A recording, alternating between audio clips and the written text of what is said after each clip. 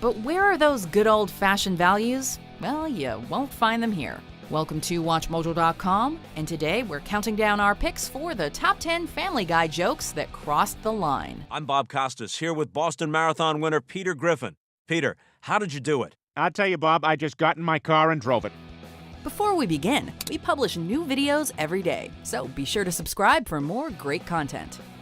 For this list, we'll be highlighting the Family Guy gags that went too far, whether they made light of very sensitive topics or were just incredibly disgusting. Expect both mature content and spoilers ahead. Take him out. Now! Check it out. It's a John F. Kennedy Pez dispenser. Oh. Number 10, Jesus' Visit. I'm actually glad you're all here tonight. I want to tell you that one of you will betray me. When Peter learns that Jesus Christ has returned to Earth and is keeping a low profile in Quahog, the Griffin Patriarch invites him over for dinner.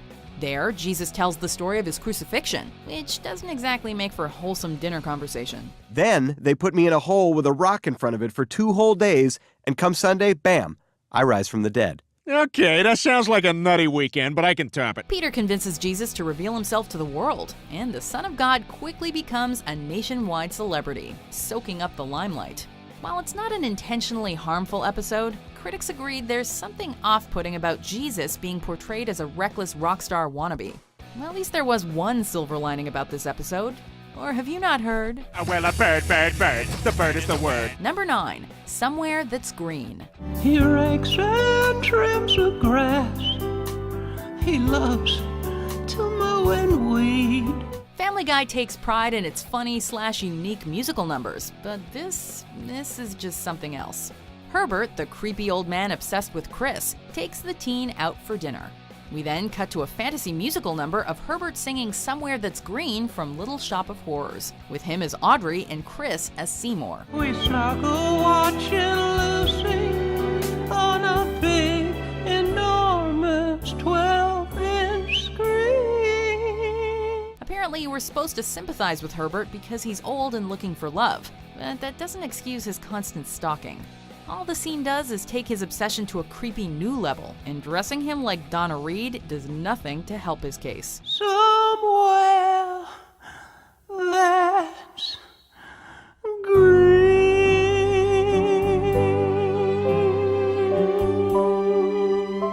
Number 8, Prom Night Dumpster Baby. I'm just a prom night dumpster baby. I got no mom or dad. The scene starts out as a cutaway of a girl at a prom dropping something in the dumpster. And then it gets disturbing. An abandoned baby with a Sinatra-like voice sings the blues about being abandoned, and is soon joined by other discarded infants, all of them strutting their stuff while using their umbilical cords like canes. I miss my mom, but she's at the prom. so I'm a prom night dumpster baby. While the song has a certain charm to it and the visuals are definitely creative, it still carries a note of shock value by featuring discarded infants left in the cold. This is undoubtedly one of the show's strangest musical numbers, and yet it still managed to sneak its way past the censors. I'm taking a stroll. He's taking a stroll. I'm taking a stroll. Number 7, Vietnam Memorial. And there's the Vietnam War Memorial. During a road trip, Peter and the gang pass by the Vietnam Veterans Memorial in Washington, D.C. While there, they notice a Vietnamese man harassing 2 U.S. veterans, boasting loudly about how he killed several of their friends, and referring to the memorial as a scoreboard like an obnoxious gamer. Scoreboard! Scoreboard! Who is this supposed to be funny for exactly? Not only does it paint Vietnamese people in an irritating negative light, it's also insulting the memories of those who served in the war. Family Guy cutaways are usually pointless but entertaining, but this one seems like it was made just to mock both parties. Hey, I know that guy. I kill him. He cried like a bitch. Vietnam undefeated. Number 6, Brian cleans Stewie's diaper. All right, I'll do it. What are you talking about? After getting locked in a bank vault, Stewie poops his diaper and enlists Brian to help clean up the mess. The two go back and forth as Stewie tries to convince Brian to lick his diaper clean, until the latter reluctantly agrees. Okay. Ah, don't do it right here. I don't want to watch. What follows is an agonizingly long sequence of Brian eating Stewie's waste, and then Stewie's vomit. While we don't see any of the feces, fortunately, this revolting scene is dragged on further than it should be, and with no music or cutaway gags, we have to endure every second of gross-out humor gone wrong. So, yeah, thanks. Number 5, Michael J. Fox cutaway. You only have 2 white shirts? Well, I had a third one, but it got ruined at that wine tasting at Michael J. Fox's house. While recollecting what happened to one of his shirts, Peter makes a statement about a censored cutaway gag. See, he has this disease, and it makes him shake a lot, and what with all the shaking, he spilled his wine all over my shirt, and my shirt was ruined. The cutaway was supposed to show Michael J. Fox spilling wine on Peter's shirt because of his Parkinson's disease. But Peter explains in detail why they weren't going to show it, and then they show it anyway. So, anyway, that's what happened to my shirt. I'm glad we took the high road on this one. What's that? Oh, wait, now they're telling me they do want to show it. This wasn't the first time they've made a crack about Parkinson's either, having previously jabbed at Muhammad Ali. Looks like Muhammad Ali drew this. What a dumbass. But this time they had the gall to say they wanted to take the high road, only to completely backpedal for a cheap laugh at Michael's expense. I really like the finish on this Shiraz.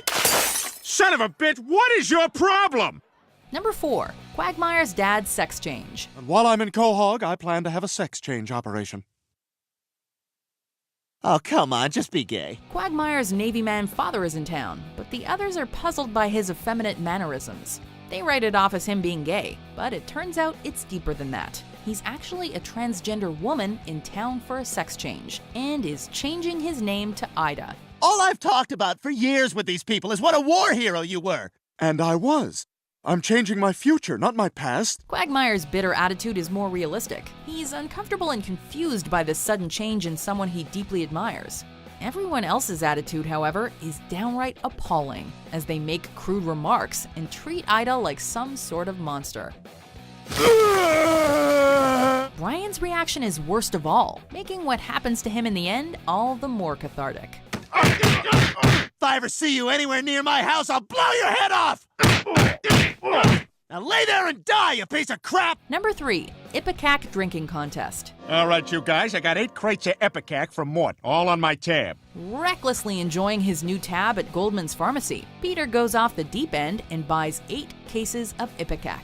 He then challenges Brian, Stewie, and Chris to a drinking contest to see who vomits first. How's everybody doing? Good so far. In a matter of seconds, everything goes south. Everyone starts regurgitating all over the room and each other, crying in agony throughout the whole ordeal. Oh God! Why didn't anybody tell me?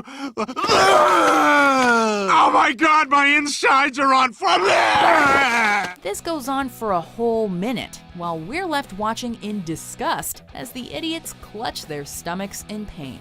The one saving grace is the punchline at the end. Who wants chowder? However, there is something worse than watching this gruesome display. Watching it in reverse. It's gonna be going. Oh dear God! Oh! Ah, what the hell? I don't want. Number 2, you have AIDS. You have AIDS. Yes, you have AIDS. I hate to tell you, boy, that you have AIDS. When Peter boasts about being an ace at delivering bad news, it leads to a cutaway gag of him and a barbershop quartet performing for a patient in the hospital, informing the poor guy that he has developed full-blown AIDS. Not HIV, but full-blown AIDS. While the tune itself is a catchy earworm, that fact didn't make people any less upset, especially protesters from several AIDS service organizations. As it turns out, making light of a deadly disease with an upbeat song doesn't make a joke any less offensive. Be sure that you see that this is not HIV. The DVD commentary revealed that the song was made intentionally tasteless so the joke would work, and it looks like they reaped what they sowed. But it's AIDS, you've got the AIDS. Before we unveil our number 1 pick, here are a few dishonorable mentions. It's just so horrible. I'm sorry, Lois. I thought if I shook him enough, he'd stop crying. I haven't felt a rush like this since I won that marathon.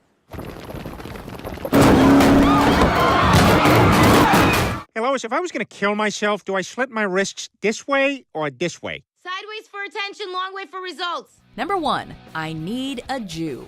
Wondrous dancing speck of light, I need a Jew. With the Griffins facing financial destitution, Peter wishes that he knew someone Jewish to handle his money troubles, obviously playing into old stereotypes. Desperate, Peter starts singing about his need for a Jew, a musical number that features Hebrew imagery and one over-the-line lyric. Even though they killed my Lord, I need a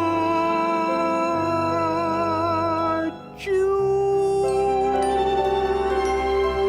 In fact, the episode was deemed too anti-Semitic for Fox. Instead, Adult Swim first aired it after the show's cancellation. Now my troubles are all through. I have a Jew. Hey! The rest of the episode is actually fairly tame and silly, by Family Guy standards, but that one jab opened the door for even more digs at religion in the future. Shalom, Jews! Do you agree with our picks? Check out these other great clips from WatchMojo and subscribe for new videos every day.